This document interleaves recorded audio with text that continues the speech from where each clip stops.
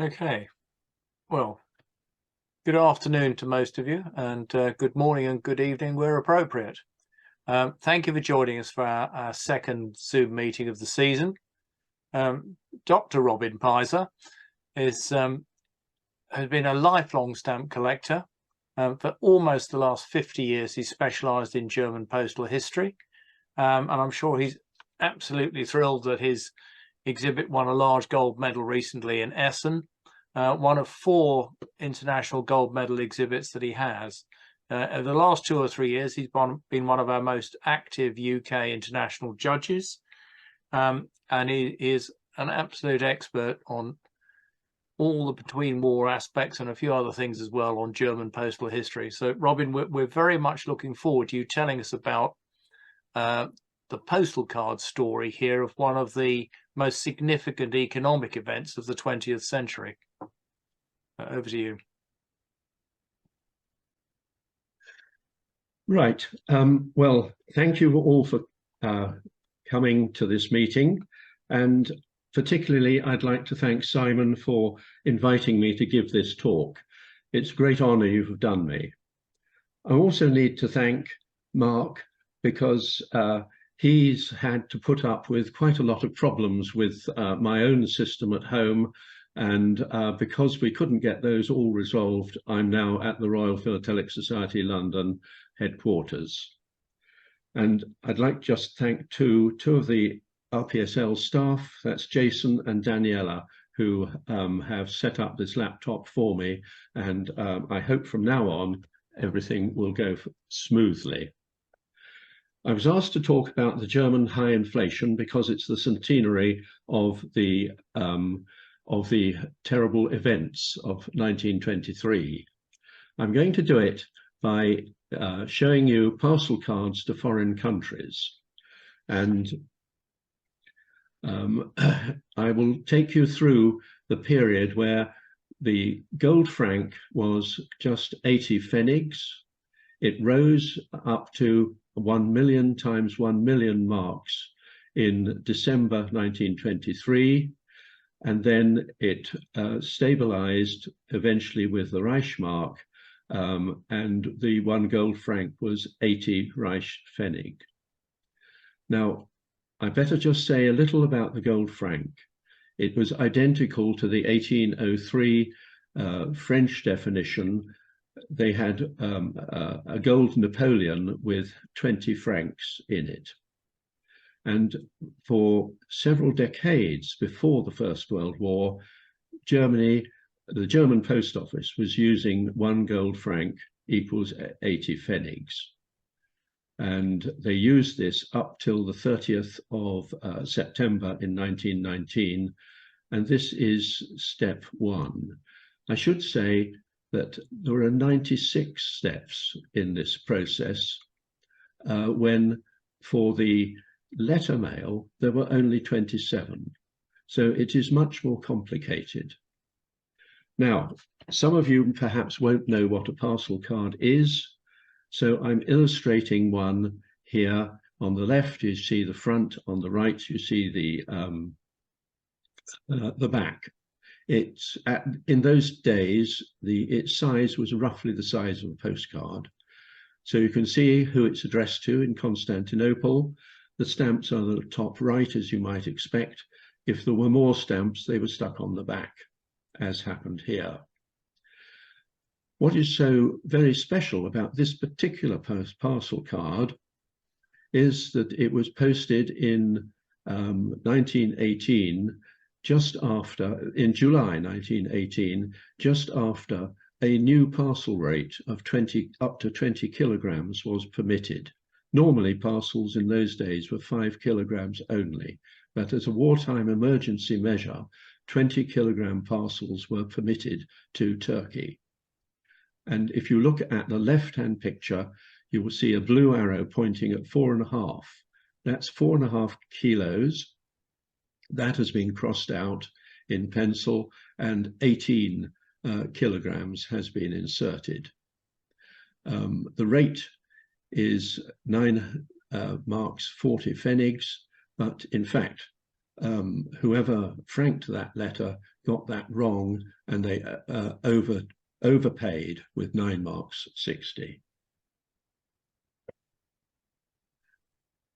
Now, very quickly into the inflation, because the parcel post tariff book, it was the 1911 version they were still using, it had 367 pages. It was decided that from the 1st of February 1920, most parcel rates to foreign countries were to be in gold francs, and the post office staff were given tables to calculate the amount in marks. Now, the gold franc rates were recorded on page 200 of a German document. I'll not attempt to read out the full title of it, but in English, it was essentially the general service conditions for post and telegraphy, and it was issued in November 1921. So looking at the table at the bottom, I'm calling these the ADA, which is the abbreviation of the German document. So it's ADA rate periods up to the 15th of November were published in this document. And you'll see period 1, it was 80 pfennigs up to the 30th of September 1919. Period 10 was 48 marks to the gold franc, and that was 15th of November 1921.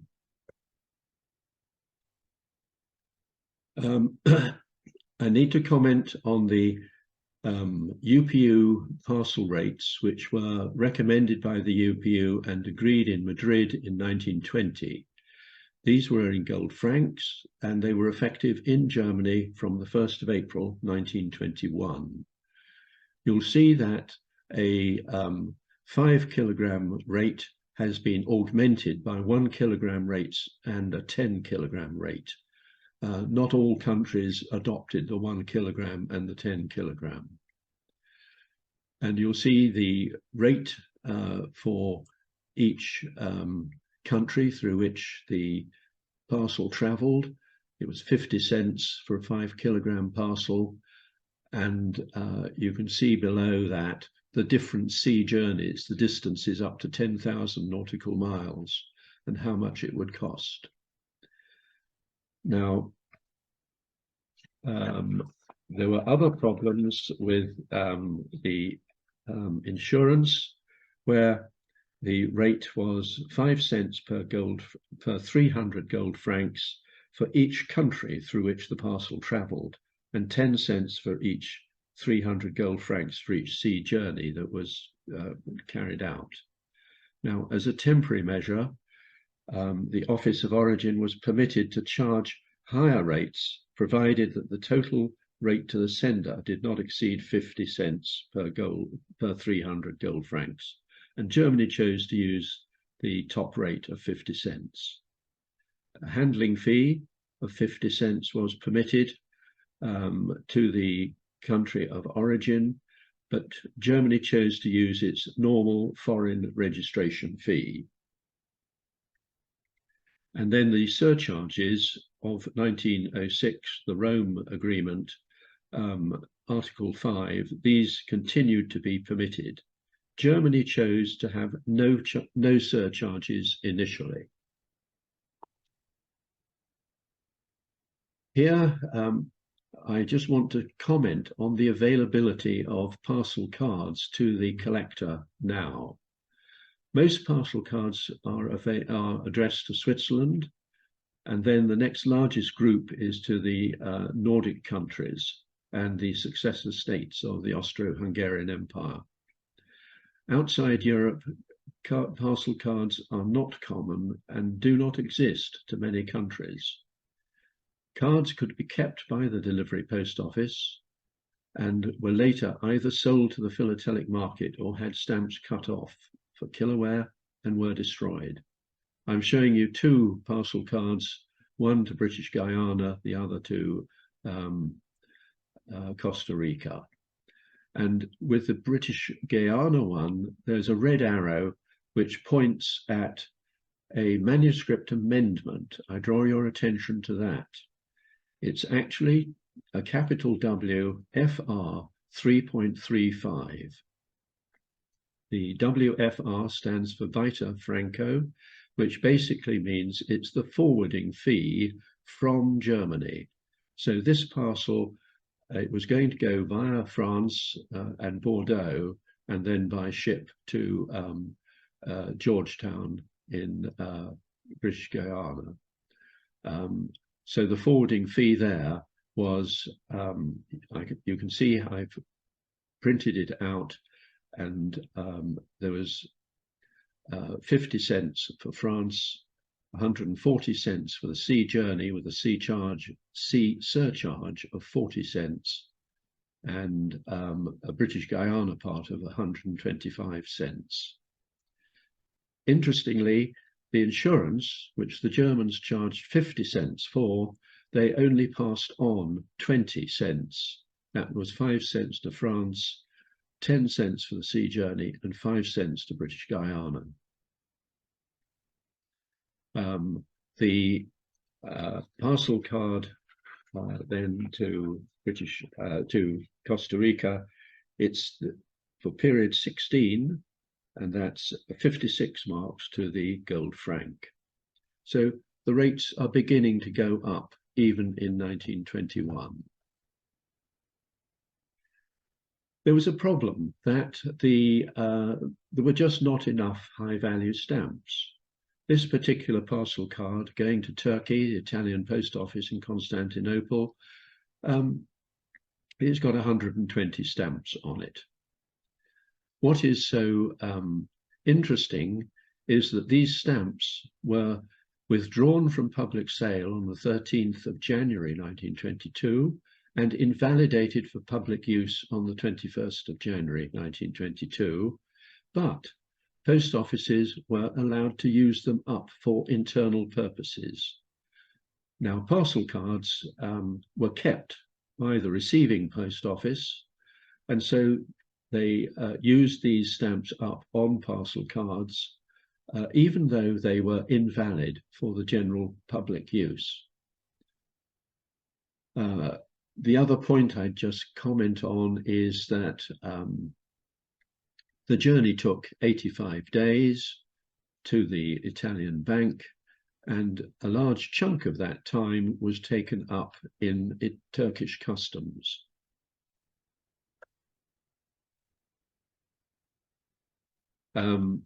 Here,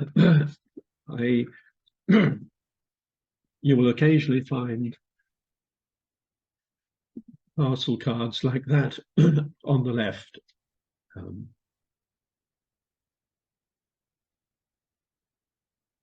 Where you will see the remains of a green label. It's addressed to Switzerland. It went, in fact, to the Swiss Gold and Silver Control Office in Schaffhausen. I know that now because of the parcel card on the right. And that parcel card was actually addressed directly to the Swiss Gold and Silver Control Office. So when it arrived, it was not forwarded, so there was no need to tear off the green label. The other point now is that we're at the start of 1923, and I just need to tell you that from the 1st of September 1922, the German parcels and freight had a surcharge of 25 gold cents added to virtually all their rates. There were one or two exceptions.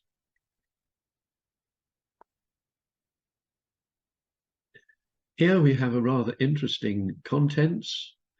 It's a basket of live chickens going to Denmark. 12.5 kilos, so that's greater than 10 kilos, so this is freight. And if you look at the bottom, you will see the way they calculate the freight is much more complicated. There was the 13 kilogram inland rate from Germany to the Danish border, over 75 kilometers. And this was in gold francs. It was no longer the internal rate in marks, it was in gold francs. The bulky and urgent surcharge was another 2 times, and you add in the German surcharge of 25 cents. And then you had the Danish component, 13 kilograms in Danish kroner, which happened to be the same at that time as the gold franc. So that was 2.75 gold francs. And the bulky surcharge, this time 50% for Denmark. So you'll see the total, 40,250 marks, is indicated by the blue arrow at the bottom on the left, and also by the blue arrow for the cash franking marking on the right. The other blue arrow is indicating the actual letters there are PKSOND, and this is short for the fact that it was a parcel requiring special handling. And of course, the birds required water and nothing on top of them. So a rather unusual content. Here is another very unusual parcel card. It's going to Luxembourg. It took a month to get there. The recipient refused it, and it took 3 months to get back. And this was due to the French disruption of the Rhineland railways. We're in February now, 1923. The invasion of the Ruhr had happened. Life was being made very much more difficult in the occupied part of Germany, which was the western side of the Rhineland, where the Belgians were in the north, then the British around Cologne, the Americans around Koblenz, and the French in the south. We're in period number 39 now, where you've got 1 gold franc equal to 9,500 marks. Note that there are special rates to Luxembourg, and only 30 gold francs were being charged instead of the normal 50 gold cents. And on arrival in Luxembourg, there was a customs handling fee of 10 Luxembourg cents. Now, the cost of the returning the parcel is recorded there in blue crayon, and the wording in translation says delivery 6,014 marks to return. Now, it was going back in period 45, where the gold franc rate had actually dropped to 6,200 marks. So you might expect the return fee to be 60 gold cents multiplied by 62,000 as 6,200, but that only gives you 3,720 marks.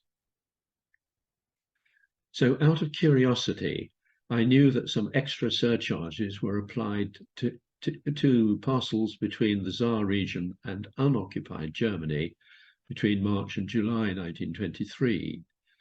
And I just wondered what those charges might come to. There was a lorry service from Saarbrücken to Mannheim. That was to avoid the interruption of the railways. That was 15 gold francs. Then there were 3 rates in French francs, where there were 3 French francs to a gold franc.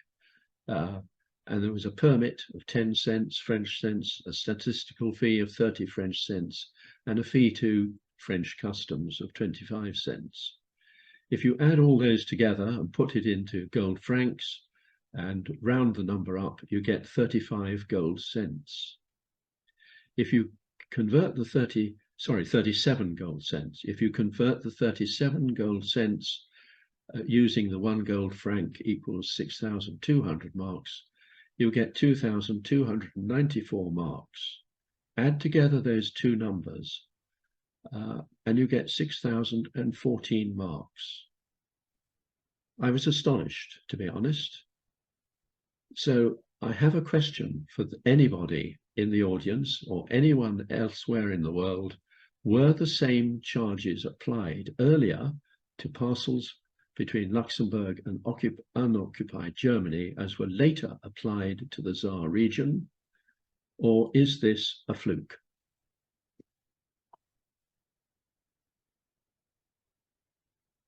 I now move on to 2 items of freight, and the main point to make about freight to Italy is that there were 14 pages of the parcel post tariff book taken up with working out the rates of freight to Italy. You had to, for instance, this parcel, you can see it's addressed to Ferrara in Italy, and you had to know how far the town was from the Swiss border. And so there are many, many pages of giving the distances of each of the different Italian towns from the Swiss border. And you look up Ferrara, and it's 315 kilometers. So you then look up for the Italian rate for for up to 10 kilograms and over 200 kilometers up to 400 kilometers, and it's 1.10 gold francs. Then, of course, there was the Italian surcharge, which varied from time to time. At this particular point, it was 11 gold cents, which was rounded up to 15 gold cents. So there you get the total of 38,000 marks, and the blue arrow, it shows a rather faint pencil 38,000 marks at top right of the parcel card. The parcel card going to Norway is exceedingly interesting because it is cash on delivery. That's what COD stands for. It's for 40,000 marks. It's exceptionally difficult to find parcel cards going to foreign countries which are cash on delivery in 1923. You'll see that we're talking now about February 1923. So the orange triangular label with the word Nachname on it is the indication that it is a cash on delivery parcel.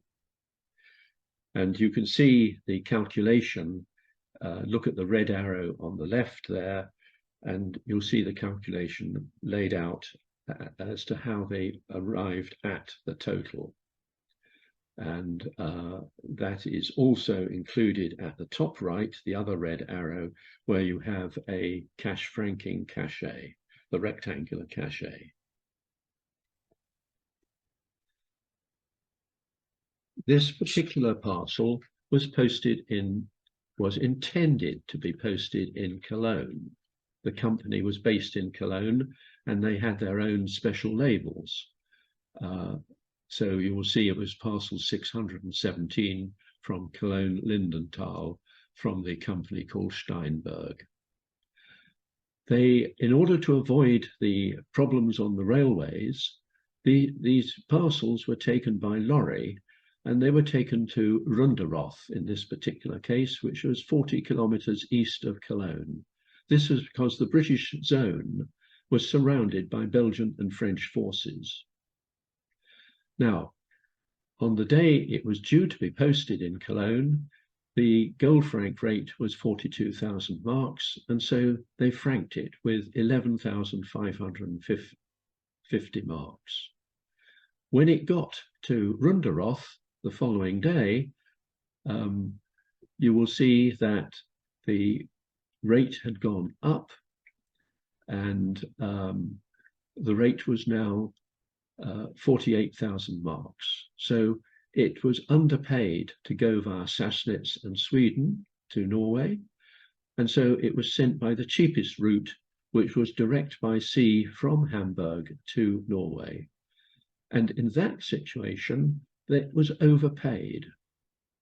The Hamburg inspector noticed this, and you'll see a red arrow pointing to a rather faint red indicator that the correct postage was 10,800 marks, and that 750 marks was to be returned to the sender.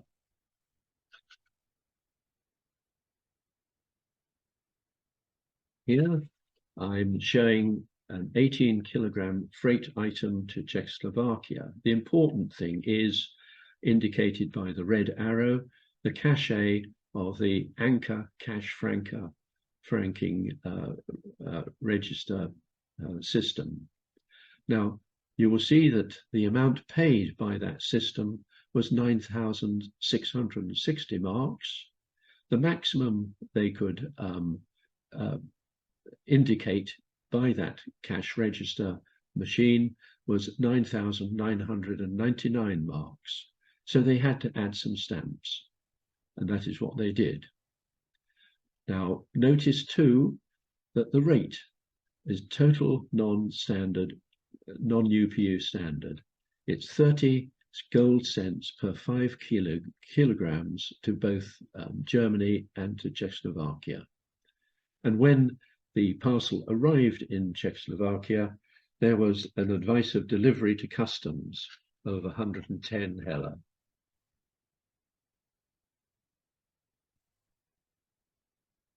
Here, it's an interesting mistake that has been made. It's 16.5 kilogram freight going to Switzerland. We're in period 47, so we're May 1923, and it's 8,000 marks to the gold franc.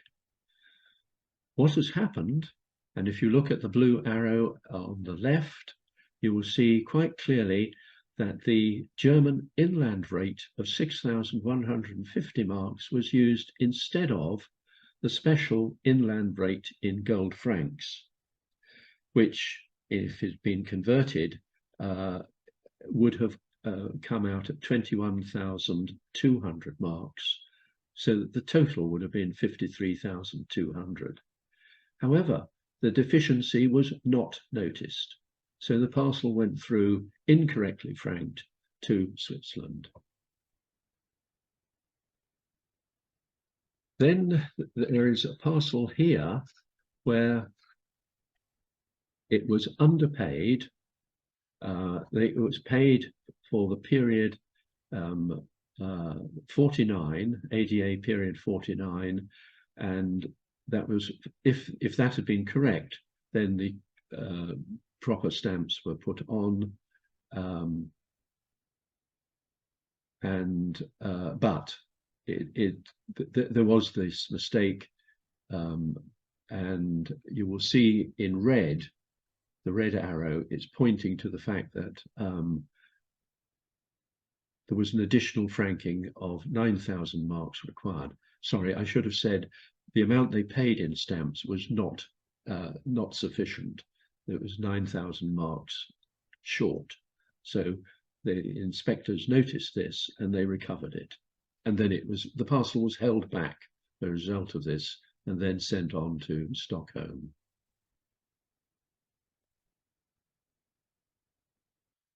I'm showing two parcel cards here. The one to Finland, just look at the bottom. There is a pink label there which says Bien Standet, which means that the post office staff objected to something about that parcel card. And the only thing I can see wrong is the routing mark at the bottom right. It was routed to Stettin 1 when it should have gone to Stettin 5. Which is where the ships went from to Finland.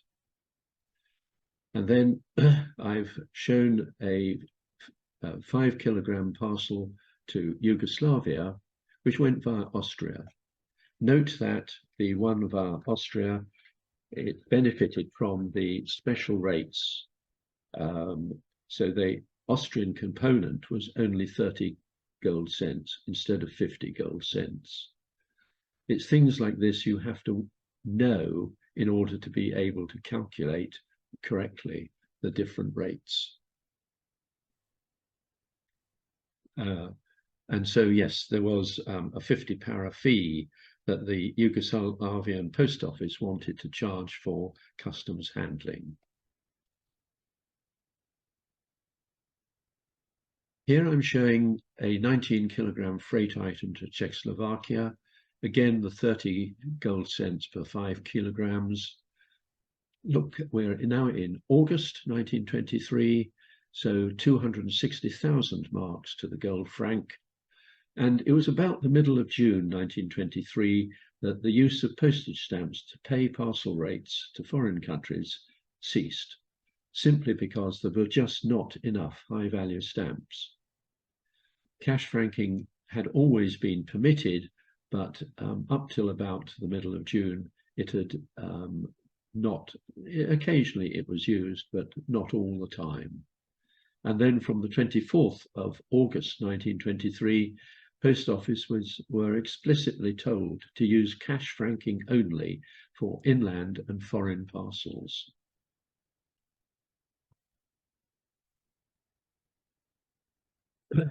Here I show you two parcel cards, one to Turkey, and you'll see the total amount, 5,280,000 marks, because we were end of August, where the gold franc rate was 1.2 million marks. And that is indicated by the blue arrow at top right on the parcel card. What is much more interesting is the parcel card to Switzerland. There is no postmark of the Berlin post office. But note the blue arrow, it shows that 6,200,000 marks were paid, and the only day on which that rate was available was the 6th of September. It was a one-day only rate. So I can be absolutely certain that that was posted on the 6th of September.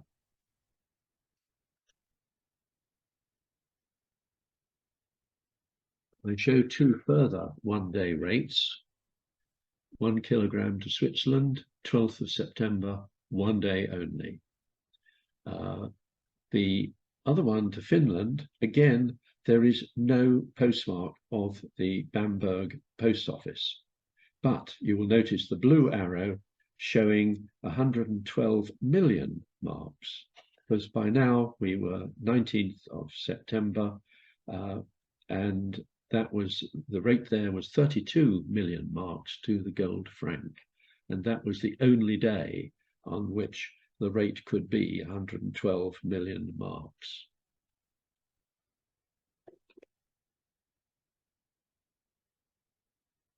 Here, I have an insured parcel going to Finland.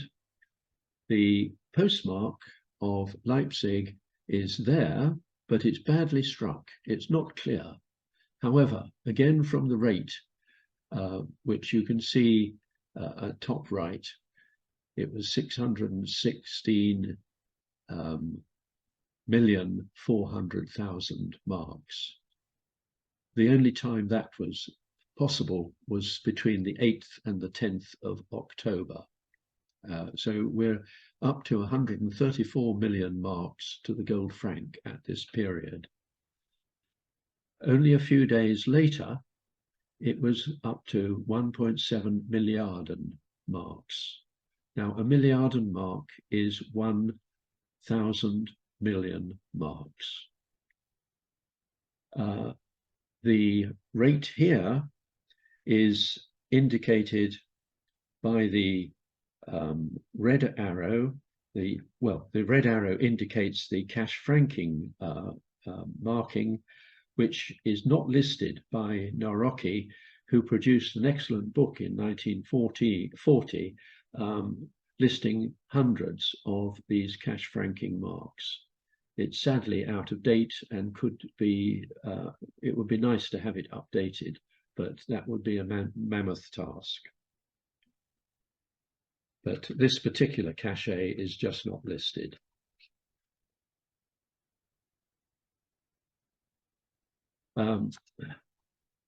Here on the left, we have another parcel posted in Cologne. And again, it was taken by lorry to avoid theft from on the railways from the occupation forces. This time it was taken to Dieringhausen. And you can see the parcel label. It says Cologne Deutsch, and it's from the Paragummi Werk. So it was their own special parcel label. 652 was this particular parcel, and yet the postmark is Deeringhausen. So the total rate on this occasion, it got to Deeringhausen, and they paid 4,030 million marks. That is in orange crayon, indicated by the red arrow. The parcel card to Switzerland, it's another of these one-day only rates, and the rate is in 8.9 milliarden. Remember, the milliarder is 1,000 million marks, and the rate there is given in by the blue arrow, top right, and that is 13,750 million marks.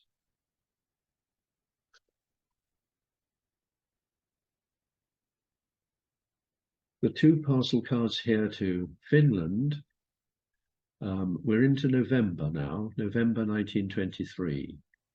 So on the 1st of November, a one-day only rate, 15 milliarden, and they haven't even bothered to write it out in marks. They have just, as you see from the blue arrow, it just says 2.90, which is gold francs. That was 43.5 milliarden. The parcel took 20 days. The one on the right is interesting for a couple of reasons. One is that it took 14 days, which implies to me that perhaps the ship only sailed once a week. And the manuscript in pencil, indicated by the red arrow, shows an error. They've left off 2 zeros.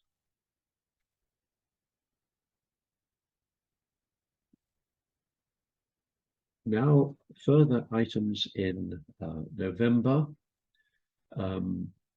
The one to Denmark, 140 milliarden marks to the gold franc, and the rate is in red crayon, indicated by the red arrow, and that's 210 milliarden. The parcel card to Switzerland, another of the one-day only parcels, and this is 15th of November, and the blue arrow indicates that 465 milliarden was paid, which is the correct amount.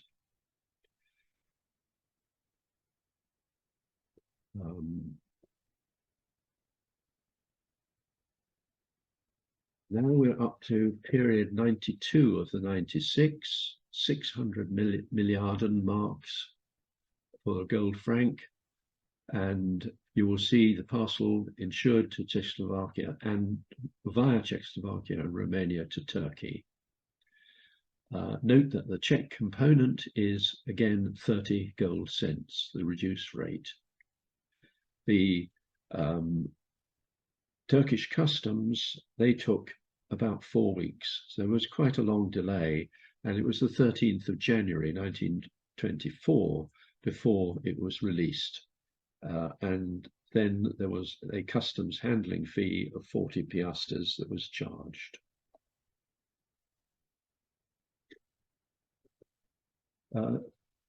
Period 93, in a sense, is the last period in which the old marks were used. Here it's 1 billion marks. Now I need to explain to you that there are two meanings to the word billion. In 1923, Germany and Great Britain used the meaning of 1 million times 1 million marks. More recently, Great Britain has moved to 1,000 million marks, as which the Americans and French had adopted as long ago as the late 1700s. But Germany and Britain, again in the late 1700s, both used the so-called long billion, that's a million, rather than the short billion of 1,000 million. Now, having got that out of the way, the rate here was 1,500 milliarden, indicated by blue crayon, red crayon and the red arrow. But the most interesting thing here are the two customs declarations. They should have been removed, one by the German customs and the other by the Danish customs. They didn't. Why? Who knows? We're now into December 1923, and the mark has been stabilized, and the Renton mark here is 1 million times 1 million old marks. And you will see that this parcel card, again going to Turkey, they're using the new stamps in Renton Pfennig, and when it got to Turkey, there was a Turkish charge of 63 piastres. On the 1st of January, there was a reduction in the number of Renton Pfennig to the gold franc from 100 down to 90. And this was counterbalanced by an increase in the German components. So the German components were increased by 30, 50, and 80 gold cents for 1, 5, and 10 gold kilograms, with a few exceptions. And these, the other, I suppose, the point worth making is that there were 6 new stamps issued, and there you have 5 of them. The only one that's missing is the 3 Renton Pfennig. There was a further reduction to 83 Renton Pfennig in February 1924, and here the parcel card is going via the Panama Canal to Chile, and you will see the calculation there, and the total is 4 Renton mark, and that is indicated by the red arrow on the left-hand side of the parcel card. And some of the stamps, they wouldn't all fit on the front, so there's some on the back. The other point to make is that from the 1st of November 1924, the Renton mark was replaced by the Reichsmark. And here the Reichsmark was exactly the same as the Renton mark. In other words, 1 billion or 1 million old marks. And from the 1st of January in 1925, Germany made their parcel rates cheaper by removing the 25-cent surcharge.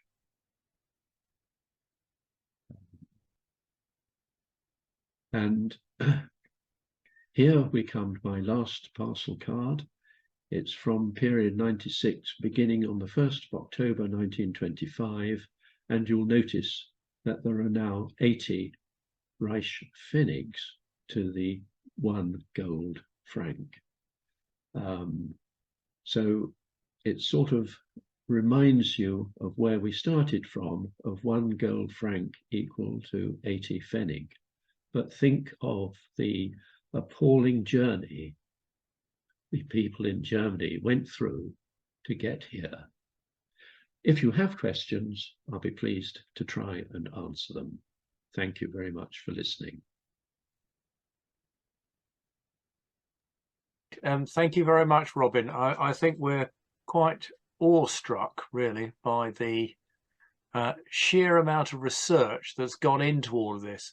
I do wonder if those postal clerks back in the 1920s realised how carefully you were going to check their homework. And I think I'm even more impressed to find that more often than not, they got it right. We've learned a great deal today from what the Gold Napoleon was all about. And to see the complexity of, as though 27 steps for letters weren't enough, to have 96 steps for the parcel card. What is it, 300 and something pages of legislation to wade through if you were the post office clerk. I'm really quite staggered, really, at the whole system. It's truly remarkable, really, how the value of money went down in that period of time. And thank you so much for bringing it to us. I'm sure we've all got our own favourite items, whether it's the live chickens to Denmark, or I was actually in Port Limon in Costa Rica just 6 or 7 weeks ago. So that Costa Rica one stood out for me. But no, a huge thank you for that. We're full of admiration for the research. And of course, we should probably all go and buy your book now. But thank you for that. Mark, I think you probably got a certificate. Now, as per the note I sent you, the certificate will be mailed to you, Robin. I have seen it on in the admin office yesterday when I was at the Royal. I don't have an electronic version to show you today. No, they can't physically move it from the top floor to the bottom floor. Well, the good news is that, Robin, I can see that you're in the New Zealand room, which oh, same floor. Excellent. So, after this event, when you're ready to, if you can go into there, you will find it sitting on top of an inbox, the type of thing, an in tray. Yes. You should see it sitting there with Mike's signature on it. As you know, he's the president and he has signed it, because it is, for all that he's not here today, you know fully that it is a certificate of appreciation for the immense amount of work that you put into this and for this really interesting talk. So thank you. Yes, so the president is in Barcelona today, and I will be joining him tomorrow for International Postal History. He does send a message to all of you. A, thank you for attending, but B, to say he hopes you've read his newsletter and that you've all enthusiastically filled in the questionnaire that was attached. But in case you haven't, would I mind reminding you? So do please have a look at it. It will help inform us about what else you'd like to see as a member. But a huge thank you to Robin. Very well deserved certificate. Do we have any questions? I haven't seen, I don't think, any in the chat. Let me just see that there was a comment came in from Simon Martin Redmond, which I think is very relevant, Robin. Simon's comment is, and I struggle with converting centimes to cents on taxed items. In short, I think he was admiring the fact that you've managed to work through all the conversions there as you have. That's right, isn't it, Simon? It very much is. I mean, I sit here with my little tables on taxed items saying, how many centimes to cents to pence. And I'm just, I am a bit of a mathematician, and I am absolutely awestruck with that presentation, Robin. It is quite remarkable and one of the best postal history presentations I think I've seen. You're very kind. I too am a mathematician, and it's one of the reasons I started collecting parcel cards, because I noticed some extraordinary anomalies amongst my Swiss parcel cards. I mean, who would have a parcel rate of, say, 99 marks and 10 pfennigs? Nobody in their right mind would. No, but no, quite remarkable. I mean, as Simon said, the research that's gone into that is mind-blowing. And Simon, I think it's fair to say that we would invite questions from our members. That was the only one that was put in the chat, but I'm sure we would like to. We'd like for people to be able to ask their questions if they wish to. Hello, Robin. Yes, hello. Can you hear me? Yes. Mm-hmm. Great. From Mott. Robin, you mentioned freight. Yes. how was freight different from ordinary parcels? It was heavier. Just purely weight. It was purely on weight, yes.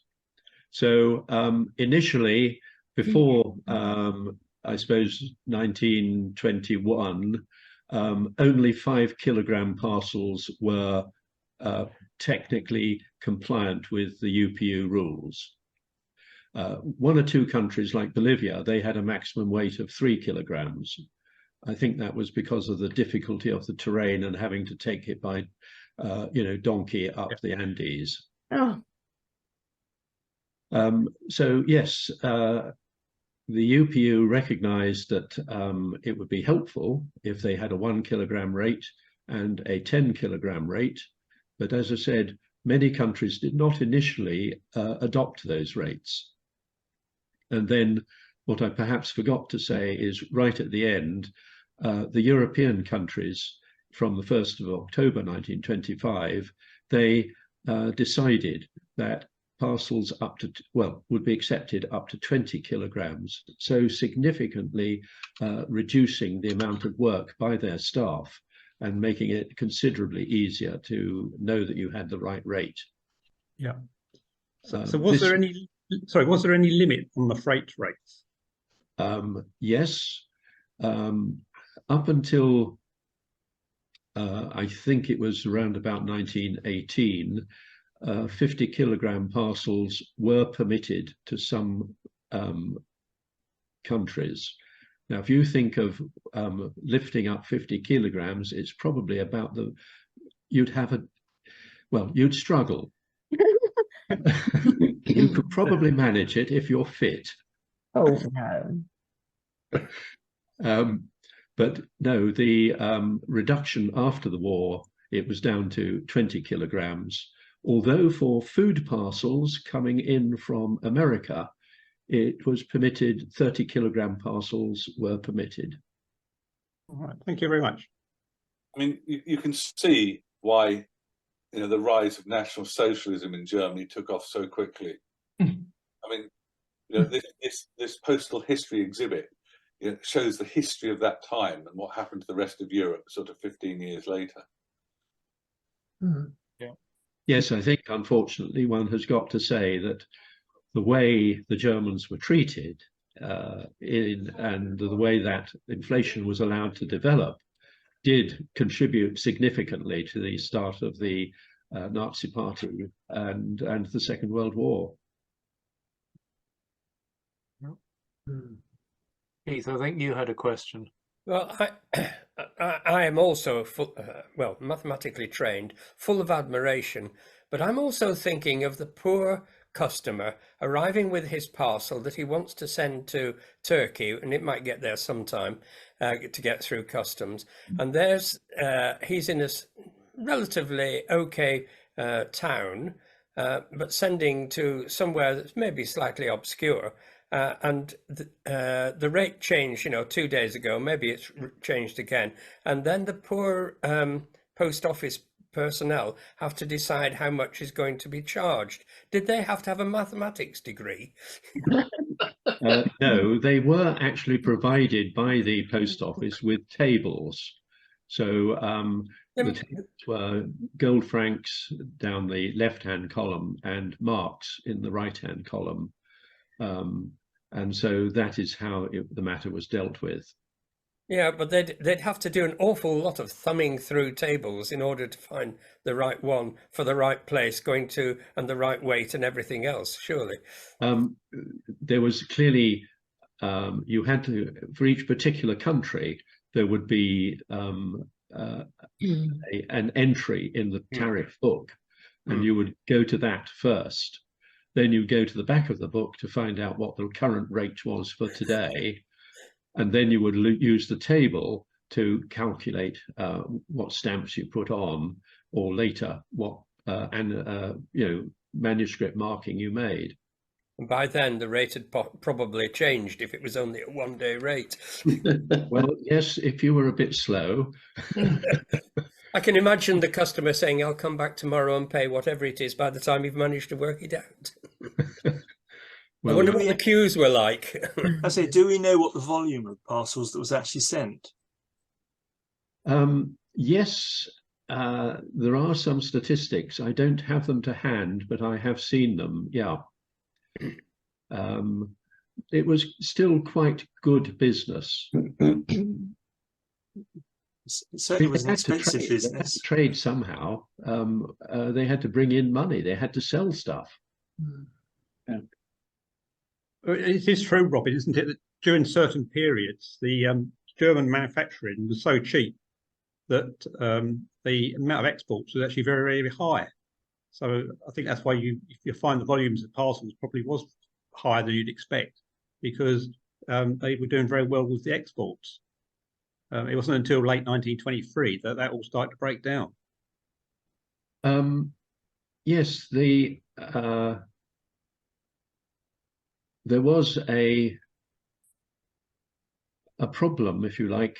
They needed to earn this cash, and I commented on the cash on delivery item.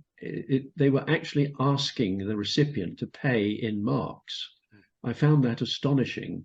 I would have asked to be paid in gold francs, because by the time you got the marks back, they were probably worthless. Yeah. But trade was obviously not easy in those days. Well, after the Versailles Treaty, of course, there were certain areas that had been stripped of their manufacturing capability. That was the reparations that were demanded, included, an awful lot of machinery just being taken away. So they had to start pretty well from scratch. They must have had an awful time. Yes, they did. And as you say, almost anything that could be moved was moved. And when they invaded the Ruhr, they were just after the coal, I suppose, and the steel. They had occupied the Saar region anyway, and there was again a lot of coal there. And they were just taking it, and that was part of the reparations. Yeah. Robin, a great show. Thank you very much indeed.